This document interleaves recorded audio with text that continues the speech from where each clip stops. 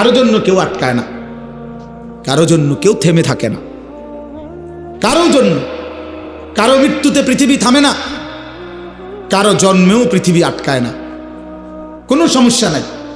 কিন্তু দোস্ত আমার, আমরা প্রত্যেকেই আলাদা আলাদা নিজ নিজ কবরে ফিরে যাব, এটা মনে রাখতে হবে। আলাদা আলাদা নিজ নিজ কবরে ফিরে যাব আমরা। কাজেই একাকী হতেই হবে, একদিন একাকী আল্লাহ তাআলার মুখোমুখি হইতে হবে। সেদিন টের পাবেন, সেদিন টের পাবেন। কোরআন শরীফে আছে, আল্লাহকুমুত তাকাসুর হাত্তা যুরতুমুল মাকাবির কাল্লা সাউফা তা'লামুন। আল্লাহ বলে, বান্দা দুনিয়ার নেশায় আখিরাত ভুলে গেলা তো মনে রেখো, একদিন কবরস্থানেই পৌঁছবা, আর সেদিন আমি আল্লাহ তোমাকে জানাবো আমার প্রতিটা নাফরমানির শাস্তি কি। আমি জানাবো বান্দা, আমি দেখাবো তোমারে,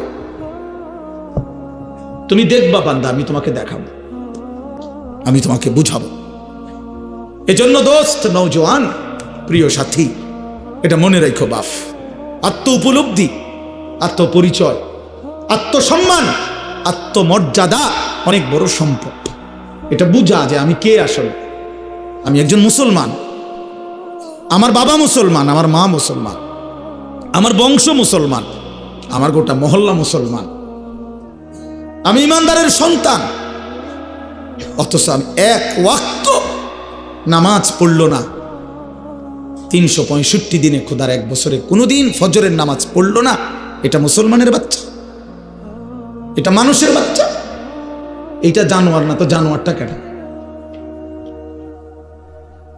এ জানোয়ার না তো জানোয়ার কে তাইলে?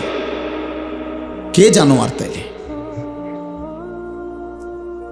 এইটা অসভ্য না তো অসভ্যটা কে? এটা না তো কে অসভ্য? তাইলে আল্লাহ কাকে বলছে কুত্তার মতো? কাকে আল্লাহ বলছে ইনহুম ইল্লা কাল আনআম? আল্লাহ বলছে মনের ইচ্ছা মতো যে চলে তার পরিচয় আর কিছুই নয়, শুধুই জানোয়ার, আনআম, চতুষ্প জন্তু। কাকে বলছে বাবা? এই মানুষ রূপী এই জানোয়ারদেরকে বলছে, যাদের জিন্দেগিতে সেজদা নাই, আল্লাহ নাই, আখিরাত নাই। কে মা, কে বাবা, কি ধর্ম, কে বানাইছেন, কিচ্ছুর খবর নাই। মোবাইল, নারী, ছবি, অশ্লীল দৃশ্য, অসৎ বন্ধুদের আড্ডা, হাসি ঠাট্টা, সারা রাত মোবাইলে উলঙ্গ ছবি দেখতেছে, সকাল 9টা 10টা পর্যন্ত ঘুমায় আছে। আহা, হায় হায় হায়, এটা বুঝি কোনো জিন্দিগি হলো বাপ? মানুষের জিন্দিগি তো এরকম হওয়ার কথা না। এক চতুষ্প জন্তু, এক রাস্তার কুকুরও তো এতক্ষণ ঘুমায় থাকে না। এক চতুষ্প জন্তু, জানোয়ারও তো এমন হয় না। এই জন্য বাপ, এটা বোঝা উচিত। প্রিয় ভাই আমার, ছেলেরা আমার, কোনো একজনও যদি বুঝে থাকো তো তুমি মনে মনে হিসাব মিলাই।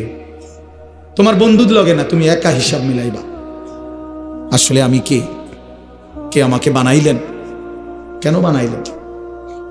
আমি কোত্থেকে আসলাম?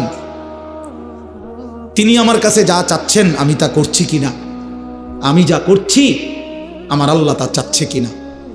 প্রতিদিন নিয়মিত যে মানুষগুলো মৃত্যুবরণ করে তারা কোথায় যায়? কে তাদেরকে নিয়ে যায়? কেউ তো মরতে চায় না, কিন্তু কেউ তো থাকতেও পারে না। কোন অদৃশ্য মালিক তাদেরকে নিয়ে যাচ্ছে। বন্ধু, এতটুকু বিবেক যদি না খাটাও, বাবাদেরকেও বলি, আপনিও যদি না খাটান, আখিরাত যদি না মিলান, কেমনে কবরে চাইবেন বাপ? কেমনে চাইবেন? খাট পালং আর সোফা ফার্নিচার বানাইয়া হিসাব মিলাই লেলেন, মানুষের দেখাইলেন খাট পালং সোফা, বিল্ডিং, দালান, টাইলস, জমি, গাড়ি।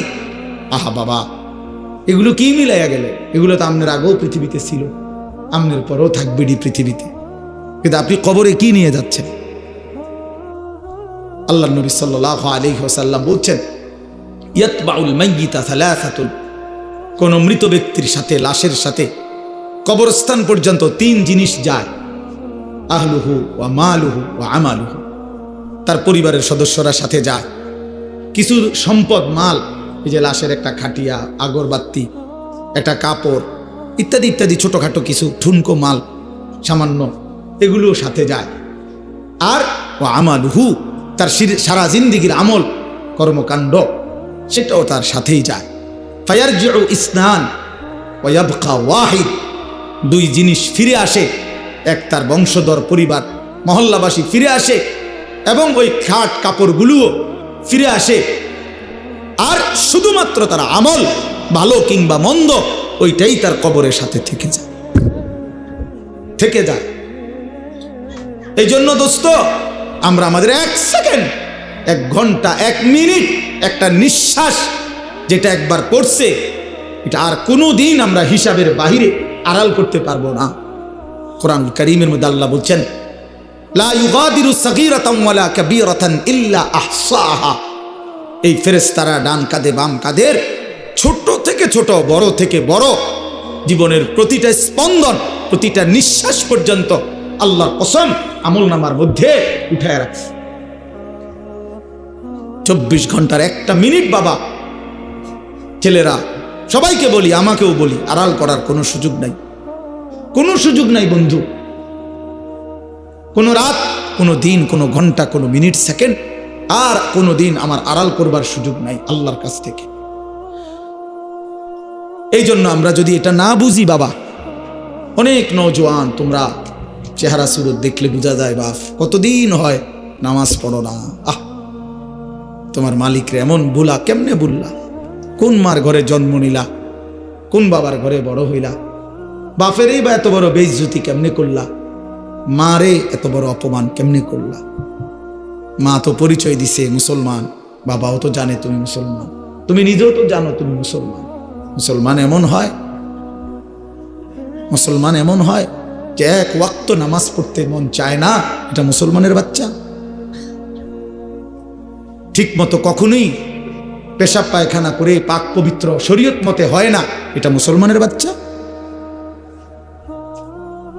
হ্যাঁ, 24 ঘন্টা নারী ছবি ছাড়া, নাটক সিনেমা ছাড়া, টেলিভিশন সিনেমা ছাড়া, নর্তকী দেখা ছাড়া জীবন যার কাটে না, এটা মুসলমানের সন্তান।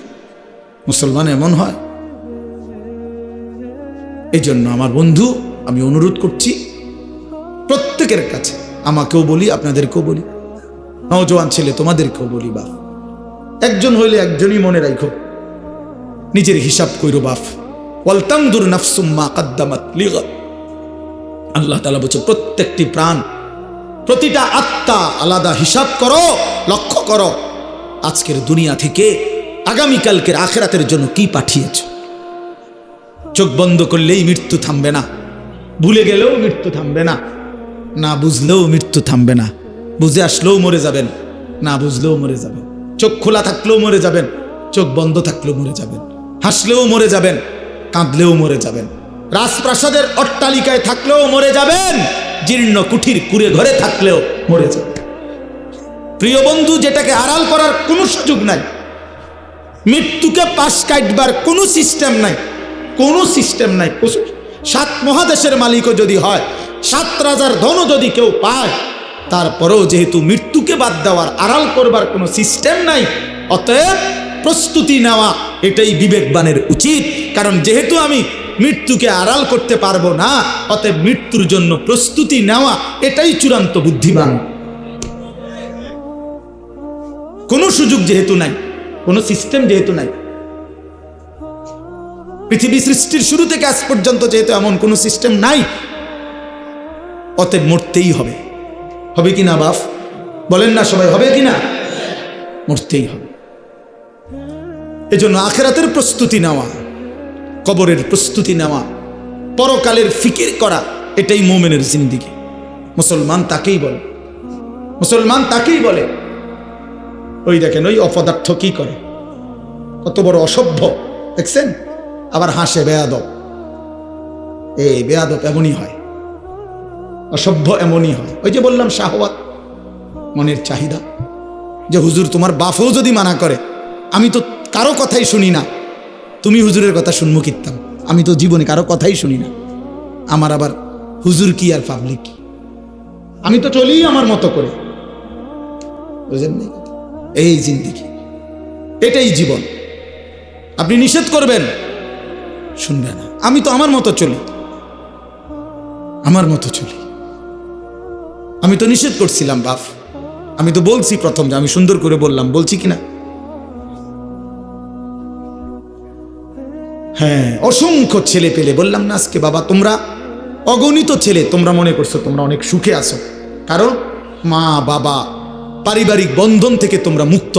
অর্থাৎ তোমাদের বাবা আর তোমাদেরকে ফেরাইবার জন্য সাহস করে না, তোমাদের মার তোমাদেরকে দিনদার বানাবার ফিকির ছেড়ে দিছে, মহল্লার বাসী ছেড়ে দিছে, তোমাদেরকে ছেড়ে দিছে বাপ। তোমরা এখন বন্ধুদের আড্ডায় ঘন্টার পর ঘন্টা, বাকি টাইম একাকী যখন হও সারা রাত মোবাইল। তার মানে তোমার কোনো মা নাই, বাবা নাই, অভিভাবক নাই, কেউ তোমারে রাগ দিবে, ডাক দিবে, কেউ তোমারে ফিরাবে। আপন ঘরে ঘুমায় মা বাপ জীবিত, কিন্তু একটা দিন চোখের পানিও পরে ডাক বলেও না। আমার 365 দিনে আমার 16 বছরের ছেলেটা একদিনও ফজরের নামাজ পড়ে না। এত বড় জানোয়ার মুসলমানের ঘরে কেমনে ঘুমায় বেটা? এত বড় জানোয়ার কেমনে ঘুমায় মুসলমানের ঘরে? তার বাপ কোথায়? তার মা কোথায়? আহা, তার পরিবার এভাবে ভুলে গেল কেমনে? কিরে বাপ, তোমার উপরে খোদার কি পরিমাণ লানত পড়ছে, খোদার গজব পড়ছে বেটা। এই জন্য কেউ তোমারে আর ডাকে না। আহা, কেউ কিন্তু মনে করাই দেয় না যে রে বাপ তোর জাহান্নাম দেখা যায়, তোর জাহান্নাম দেখা যায়। কেউ মনে করায় না ছেলে পেলেদেরকে, বুঝছে? কেউ মনে করায়। ওহো, সবাই তামসা দেখতেছে, চোখের সামনে আমাদের ছেলেরা নষ্ট হয়ে যাইতেছে, বখাটে হয়ে যাইতেছে, মসজিদে নামাজ চলতেছে, এক ওয়াক্ত নামাজ পড়ে না। কারো কোনো ফিকির নাই। তার বাবা কই, মা কই, দাদা কই, দাদি কই, তার নানা কই, নানি কই, চাচা কই, মামা কই, ফুফা কই, খালু কই, তার বড় ভাই কই, তার বড় বোন কই। কেউ কিচ্ছু বলে না। হেইতে হেইতের মতো হাসে, লাফায়, চুল রাখে তার ইচ্ছা মতো, প্যান্ট পরে তার ইচ্ছা মতো, দুপুরে খানা বিকালে খায়, বিকালের খানা রাইতে খায়, সারা রাত, রাতের 3টা বাজে দেখবেন মোবাইলে ছবি দেখতেছে, ভোরবেলা 9টা বাজে গেছে, ঘুম থেকে উঠতেছে না। এটা মুসলমানের জিন্দিগি? এটা মোমেনের জীবন? এটা বাবা মার সংসার? এটাই সার্থকতা জীবনের? বলে পৃথিবীর সর্বাধুনিক মজবুতি প্রযুক্তি দিয়েও যদি আপনি সোফা বানান, খাট বানান, কি লাভ হবে যদি স্ত্রী সন্তান নাফরমান হয়? হ্যাঁ, যদি ছেলে মেয়ে বেনামাজি হয়, মেয়েটা যদি বেপর্দা হয়, স্ত্রী যদি বেপর্দা হয়, কি ফায়দা? অর্জন কি জিন্দিগির অর্জন কি? এই জন্য আমি অনুরোধ করছি আপনাদের কাছে, দয়া করে ফিকির করেন, ফিকির করেন। ছেলেরা বাপ, নষ্ট হইও না বাপ। যদি অব্যাহত গুনাহ পাপ, একটা শেষ, এই প্রসঙ্গটা শেষ করতে চাই। একটা চূড়ান্ত কথা আপনারা বাবাদেরকেও বলি, একটা গুরুত্বপূর্ণ কথা মনে রাখবেন। কোরআন শরীফে আছে, কেউ যদি গুনাহ লাগাতার করতে থাকে, খোদার কসম আল্লাহ একদিন নারাজ হয়, আর সেদিন আল্লাহ পাক ইচ্ছা করে তাকে আল্লাহ তাআলা পথভ্রষ্ট করে দেয়। আর কোনোদিন আল্লাহ ইচ্ছা করেই তারে আর হেদায়েত দেয় না, আলোর পথে ফিরতে দেয় না, কল্যাণের পথে আসতে দেয় না, জান্নাতের পথে আর আসতেই দেয় না। খোদার কসম, এটা কোরআন শরীফের আয়াত। আল্লাহ বলছে, একদিন আমি সত্যি সত্যি রাগ করলে ফাআনসাহুম আনফুসাহুম, আমি আল্লাহ নিজেই তোর আখিরাত ভুলায় দেব। যা, ঠিক আছে বান্দা, গরু ছাগল কুকুর বিড়ালের মতো খা, ঘুমা, পেশাব পায়খানা কর, যৌন চাহিদা মনে পূরণ কর, ঠিক আছে বান্দা, খালাস। নুয়াল্লিহি মা তাওয়াল্লা ওয়া নুসলিহি জাহান্নাম। যা বান্দা, তোর এই উল্টো পথে চলছিস, চলতে থাকো উল্টো, আমিও তোরে উল্টো পথে চালায়া দিলাম। তো মনে রাখো, একদিন ওয়া নুসলিহি জাহান্নাম, উল্টো পথে চলতে চলতে একদিন তোমারে আমি আল্লাহ ধাক্কা দিয়া, লাথি দিয়া ফেরেশতাকে বলে জাহান্নামে ফেলে দেব, জাহান্নামে ফেলে দেব। হ্যাঁ হ্যাঁ, কোরআন শরীফে আছে, আল্লাহ বলবে হাসরের ময়দানে ফেরেশতাদেরকে, ফেরেশতারা আমার নাফরমান বান্দাদেরকে খুজুহু ফাগুল্লু, ওদেরকে ধর, এই ফেরেশতা ধরো, আর ফাগুল্লুহু, বেঈমান বান্দাগুলো, নাফরমানগুলারে বাঁধো, টাইট করে বাঁধো। বাঁধার পরে বলবে সুম্মাল জাহিমা সাল্লু, এবার জাহান্নামের মধ্যে ছুঁড়ে মারো। একটা একটা লাথি দিবা, এক এক লাথিতে যেন গিয়ে জাহান্নামে পড়ে, দ্রাম করে মারো লাথি, লাথি দাও। তুমি দেখো কোরআন শরীফ, কোরআন শরীফে আছে, সূরা আল হাক্কা, এই সূরার মধ্যে আছে। সুম্মা ফি সিলসিলাতিন যারউহা ৭০ যিরাআন ফাসলুকুহ। ফেরেশতা যখন নাফরমানকে হাসরের ময়দানে বেঁধে জাহান্নামে লাথি দিয়া মেরে ফেলে দিবে, আল্লাহ তখন আবার বলবে জাহান্নামের ভিতরে ফেরেশতাদেরকে, আল্লাহ পুনরায় বলবে ফেরেশতারা আমার এই নাফরমান বান্দাকে জাহান্নামের ভিতরে ৭০ হাত লম্বা আগুনের শিকল দিয়া এবার আবার বাঁধো, আবার বাইদা ফাসলুকুহু, কুকুরের মতো কুত্তার মতো পুরা জাহান্নামে তারে ঘুরাও, আর সবার সাথে পরিচয় করিয়ে দাও তার নাফরমানি পাপগুলো কি কি। খোদার কসম, এটা কোরআন শরীফের আয়াত। ফেরেশতা বলবে জাহান্নামী বাকিদেরকে, জাহান্নামীরা দেখো এটা সেই বেঈমান যে জীবনভর চুরি করেছে, জিনা করেছে, মদ খেয়েছে, জুয়া খেলেছে, নারী ছাড়া, ছবি ছাড়া, জিনা ছাড়া, উলঙ্গ দৃশ্য ছাড়া, অসভ্যতা ছাড়া যার রাত কাটে নাই, এটা সেই জানোয়ার। ফাসলুকুহু অর্থ এটা আল্লাহ বলবে, বেটা আল্লাহ বলবে কুত্তার মতো তারে জাহান্নামে ঘুরাও আর সবাইরে দেখাও, সবার সাথে পরিচয় করিয়ে দাও, তার পাপের কথা বলে দাও। নাউযুবিল্লাহ। কি বাপ, কি মনে করছো তোমরা? খামখেয়ালি না? খামখেয়ালি। কি মনে করছো দোস্ত? জীবন মানে এখানেই শেষ? ইন হিয়া ইল্লা হায়াতুনা দুনিয়া। আল্লাহ কোরআনে বলছে কাফের বেঈমানদের বক্তব্য হলো জীবন মানে শুধুই দুনিয়া, নামুতু ওয়া নাহইয়া, এখানেই মৃত্যু, এখানেই জীবন। ওমা নাহনু বিমাবউসিন। আল্লাহ বলে, আরে কাফেরেরা বলে আর কোনোদিন কোথাও উঠতে হবে না, হাসরের ময়দান হবে না, এটা তো কাফেরের কথা, বেঈমানের কথা। মুসলমান তো কথা ভাবতে পারে না, ভুলতে পারে না। ইমানদার না আমরা? তুমি না ভাইয়া মুসলমান, তো তুমি এক ওয়াক্ত নামাজ পড়ো না কেমনে বাপ? আল্লাহকে এমন ভোলা কেমনে ভুললা? আখেরাত এমন ভুলা কেমনে ভুলে গেলা? যেই বোন আজকে মা, যেই বিবি আজকে 20 বছর ধরে বেপর্দা, ওই বেপর্দা অসভ্য নারী, ওরে জিজ্ঞাসা করেন তুমি না মুসলিম নারী মা? ওই বোন তুমি না মুসলমান বোন, তুমি আল্লাহকে এইভাবে ভুলে গেলা কেন? মুসলমানের জন্য বেপর্দা হওয়া না হারাম? কথা বলেন না কেন? তো তুমি ভুলে গেলা কেন? কেমনে ভুলে গেলা? এই জন্য আমি অনুরোধ করছি আমরা প্রত্যেকেই ফিকির করেন, ইনসাফের সাথে ভাবে। ছেলেরা বাপ, আমি শক্ত কথা বলছি, আমি জানি আমি অনেক শক্ত করেই বললাম, বাবা আমি তোমার পরিবর্তন চাই, আমি তোমার জিন্দিগির সৌন্দর্য চাই। কিশোর নওজোয়ান, তোমরা যদি চরিত্রহীন হও, তোমরাই যদি নারীর আসক্ত হও, মদ জুয়ার আসক্ত হও, তোমরাই যদি এক ওয়াক্ত নামাজ পড়তে মন না চায়, প্রিয় নওজোয়ান, আগামীর ইসলামের জন্য লড়বে কে? বলো বাপ, কালেমার জন্য লড়বে কে? ইসলামের জন্য জীবন বাজি রাখবে কে? তাইলে আমার নবী সাল্লাল্লাহু আলাইহি সাল্লামের সেই দাঁত ভাঙ্গা ইসলাম, তায়েফের রক্ত মাখা ইসলাম আমরাই আমাদের হাতে ফেলে দিলাম, আমরাই ছুড়ে দিলাম। আমাদের নবীকে আমরা বলে দিলাম আপনার তায়েফের রক্ত আমরা ভুলে গেছি, আপনার উহুদের দান দান শহীদ করা রক্ত আমরা ভুলে গেছি, আপনার সেই পেটে পাথর বাঁধা ক্ষুধার কষ্ট আমরা ভুলে গেছি।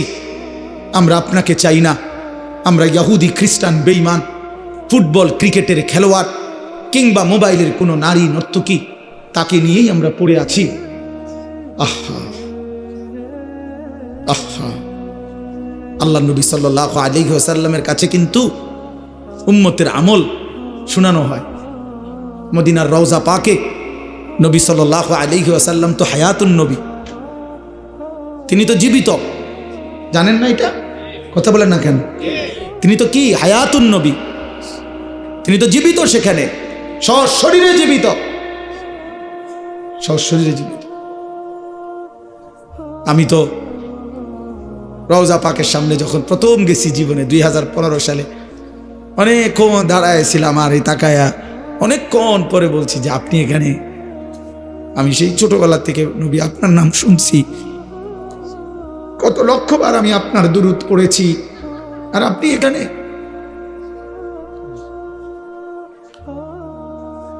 তো আল্লাহ নবী সাল্লাল্লাহু আলাইহি সাল্লামের কাছে উম্মতের আমল নামা শোনানো হয়, ফেরেশতারা শোনায় আপনার উম্মতের আনিস আজ 1 সপ্তাহ যাবত এই করেছে, নবী সাল্লাল্লাহু আলাইহি সাল্লামের উপরে কেউ যখন দুরূদ শরীফ পড়ে, আল্লাহ নবী সাল্লাল্লাহু আলাইহি সাল্লাম বলেন সঙ্গে সঙ্গে ফেরেশতা ওই ব্যক্তির নাম এবং বাবার নাম সহ আমি রসুলের সামনে পেশ করে, বিইসমিহি ওয়া বিইসমি আবিহি, ওই ব্যক্তির নামও বলে, তার বাবার নামও বলে, নবী সাল্লাল্লাহু আলাইহি সাল্লামের সামনে শোনানো হয়। তো আচ্ছা, মনে করেন আমার এই বন্ধু, ওনার নাম হলো হাফেজ মাওলানা আবু হানিফ ভাই। এখন কেউ মনে করেন আমার কাছে ওনার নাম খুব বলে আয়সা আয়সা, তো কোনো একদিন যদি 6 মাস পরেও 6 বছর পরেও উনি যদি আমার সামনে আয়সা বলে যে হুজুর আমার নাম আবু হানিফ, তখন আমি কি বলবো? আরে আপনি না, আপনার কথা আমি কত শুনছি, অনেকেই আপনার কথা বলে, বারবার বলছে। খোদার কসম, যেই উম্মত রাসূলুল্লাহ সাল্লাল্লাহু আলাইহি সাল্লামের সুন্নাতকে অনুসরণ করেছে, দুরূদ শরীফ পড়েছে, নবীজি সাল্লাল্লাহু আলাইহি সাল্লামকে অনুসরণ করেছে, তো তার নাম তো নবী সাল্লাল্লাহু আলাইহি সাল্লামের সামনে বারবার উচ্চারণ হয়েছে। হাসরের ময়দানে সেই উম্মত গিয়ে যখন নিজের আমলনামা নিয়ে বলবে ইয়া রাসূলুল্লাহ আমি আনিসুর রহমান, আল্লাহ নবী বলেন ও আচ্ছা তুমি, তোমার নাম তো ফেরেশতারা আমার কাছে প্রায়ই বলতো, আমি অনেক শুনছি তোমার নাম, আমি তোমার নাম অনেক শুনছি, আমি তো শুনছি তোমার নাম, তুমি সেটা। এই জন্য বন্ধু আমার, দোস্ত আমার, হাসরের ময়দানে তো রাসূলুল্লাহ সাল্লাল্লাহু আলাইহি ওয়াসাল্লামের সামনে আমলনামা দিতে হবে। সুপারিশ করবে না উনি, তো আপনি আমলনামা কাগজপত্র দিতেন না? কথা কয় না, সুপারিশের কোনো নিয়ম কানুন নাই, কথা বলেন না কেন? কোনো নিয়ম কানুন আছে কি না? তো আপনি আপনার ফাইল দিবেন না, ফাইল না দিলে সুপারিশ করবো কি?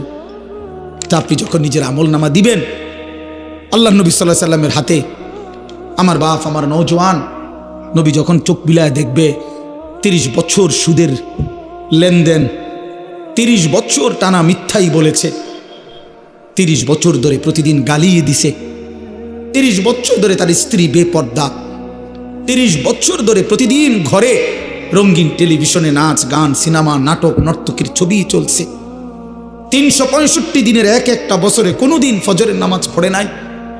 এগুলো কি আমলনামার মধ্যে লেখা থাকবে না? কথা বলেন না কেন?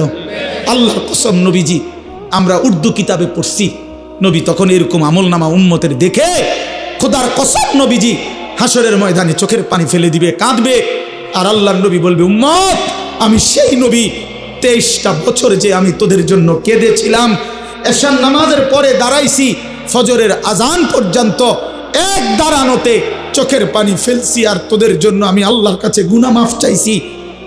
আমার হাত্তা তাওয়াররামাত কাদামাহু, আম্মা জান আয়েশা বলে অসংখ্য রাত নবীজি কাঁদতে কাঁদতে, দাঁড়িয়ে থাকতে থাকতে আমি আয়েশা দেখছি নবীজির 2টা পা মোবারক ফুলে ফুলে গেছে।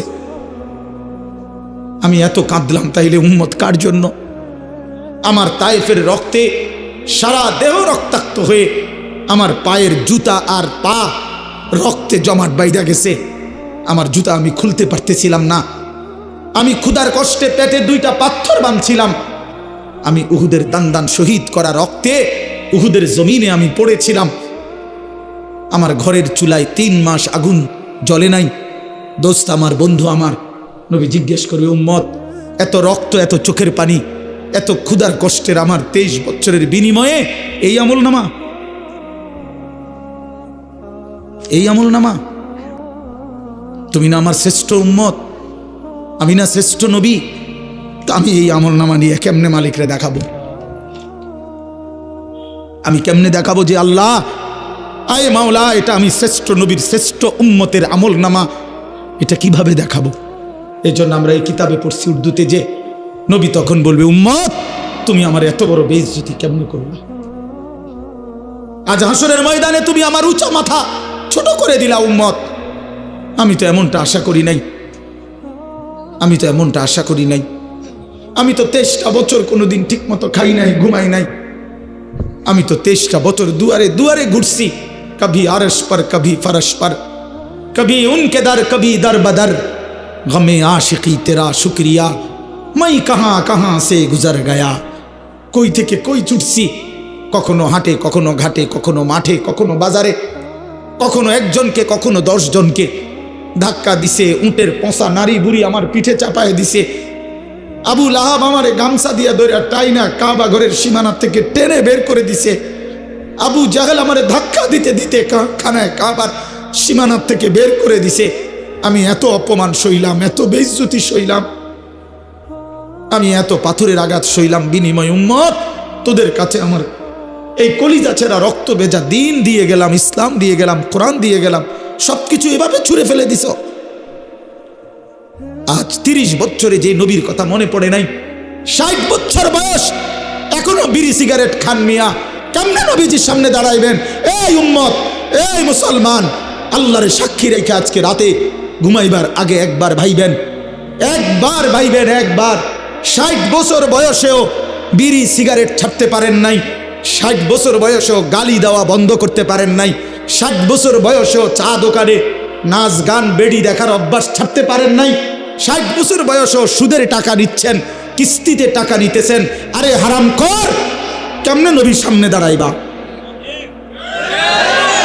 কেমনে দাঁড়াইবা বাপ? ওই চাচা,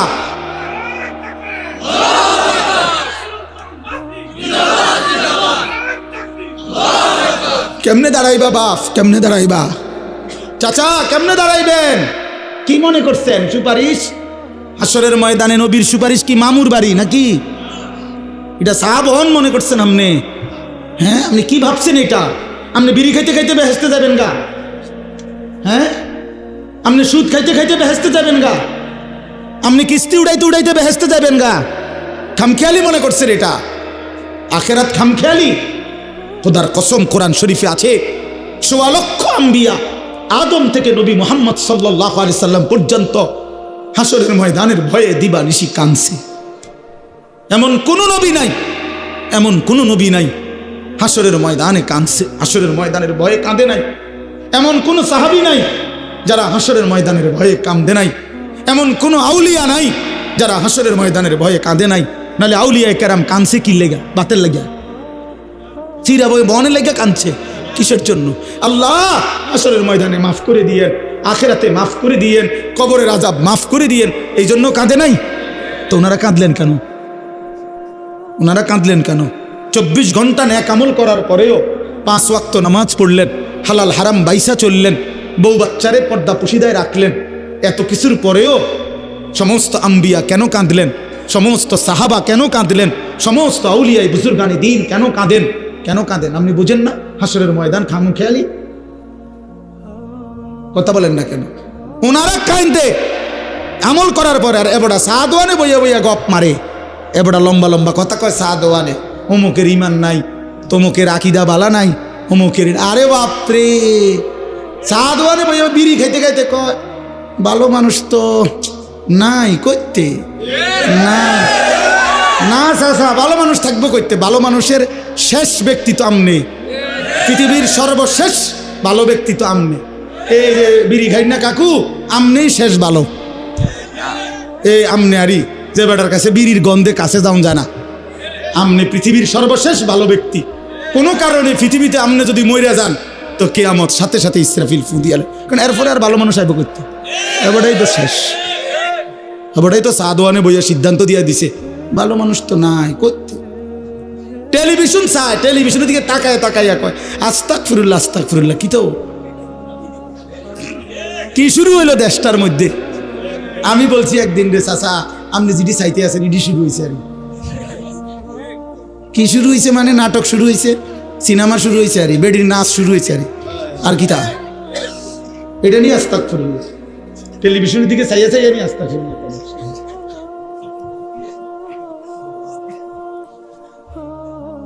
আস্তাগফিরুল্লাহ আস্তাগফিরুল্লাহ। কথা শেষ। আমার বলার উদ্দেশ্য হলো, আমি আপনাদের কাছে এতটুকুই বুঝাইতে চাইছি।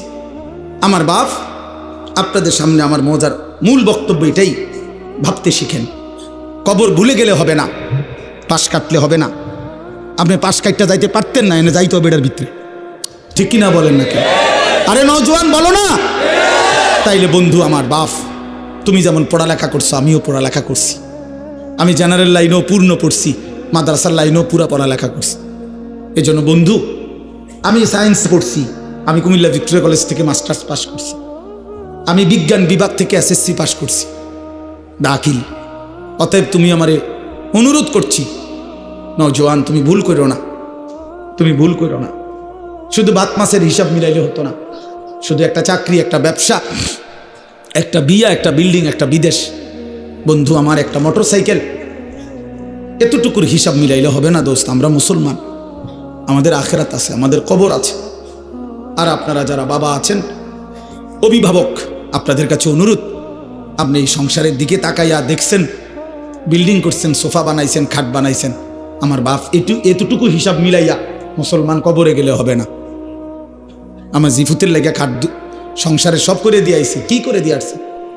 এই সোফা টোফা এডি 20 বছর পরে দেখবেন আপনি আইলে কিচ্ছু নাই। 20 বছরের মাথাত কবর থেকে আইসা যদি দেখেন আমনের বানানো ফার্নিচার, একটা বদনাও, একটা লোডা ঘরের মধ্যে নাই, এটি সব ফালাই দিছে। এগুলো আর এখন চলে না। জিঙ্গাইলে কইব দাদা ঠিক আছে আপনি বানাইছেন যত্ন করে, কিন্তু ওই মডেল এগুলো এখন আর চলে না, এগুলো আমরা ফেলে দিছি। আরো 5-7 বছর আগে যদি আপনি আইবেন জানতাম কবর থেকে, তাহলে না ওই টাঙ্গায় রাখতাম। কথা বুঝছেন? আসলে কি ফেলে দিবে এগুলো, দুনিয়া ফেলে দেয়, আপনার সন্তানই ফেলে দিবে, আপনার নাতি নাতনি দুনিয়া ফেলে দিবে। অতএব আমাদের জিন্দিগি আখেরাত, আমাদের জিন্দিগি কি বলেন? মোমেনের জীবন আখেরাত, মোমেনের হায়াত আখেরাত, মোমেনের রাত আখেরাত, মোমেনের দিন আখেরাত, মোমেনের হাসি আখেরাত, মোমেনের কান্না আখেরাত, মোমেনের স্বপ্ন আখেরাত, মোমেনের কল্পনা আখেরাত, মোমেনের পরিকল্পনা আখেরাত। অতএব এই আখেরাতের পরিকল্পনাকে সামনে রেখে আমরা আমাদের সামনে মাহে রমজান, এই মাহে রমজানকে সামনে রেখে আর মাত্র 20-21 দিন মাত্র আছে। এই মাহে রমজানকে সামনে রেখে আমি অনুরোধ করছি, দয়া করে প্রত্যেকেই ইনশাআল্লাহ, নওজোয়ান ভাই তোমরাও, বাবা বয়স্ক বাবা আপনারাও, পর্দার আড়ালের মা বোন আপনারাও, হাত জোড় করে বলি, আমি আপনাদের ছেলে কারো, আমি আপনাদের কারো ভাই, আপনাদের কারো সন্তান, আপনাদের কারো নাতির বয়সী হতে পারি, আমি আপনাদেরকে অনুরোধ করছি। আর ছেলেরা তোমরা আমার সন্তান, তোমরা আমার ভাই, আমারও তো 15 বছরের সন্তান আছে। অতএব যাদের বয়স 15-16 ধরে নাও তুমি আমার সন্তান। আর এর চাইতে বড় যারা, তুমি আমার ছোট ভাই, আমারও তো ছোট ভাই আছে।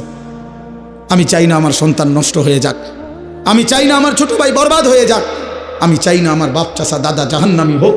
এই আশা নিয়ে আমি অনুরোধ করলাম, মাহে রমজানকে সামনে রেখে চলেন গুনাহ ছেড়ে দেই, হিম্মত করি বাপ, ছেলেরা বলো না বাবা, একটা মজবুত সিদ্ধান্ত নিয়া নারী ছবি, অশ্লীলতা, মোবাইলের আসক্তি, নারীর আসক্তি, মদ জুয়া, নাচ গান বন্ধু ছেড়ে দাও, হিম্মত করো, তুমি পারবা ইনশাআল্লাহ, তুমি পারবা। বাবা চাচাদেরকে বলি হারাম রোজগার ছেড়ে দেন, বিড়ি সিগারেটের অভ্যাস ছেড়ে দেন, চা দোকানের আড্ডা ছেড়ে দেন। মা বোনদেরকে অনুরোধ করি বেপর্দার জিন্দিগি ছেড়ে দিয়ে সিদ্ধান্ত নেন এবারের রমজান গুনাহমুক্ত রমজান, বলেন ইনশাআল্লাহ। এবারের রমজান বন্দেগীওয়ালা রমজান।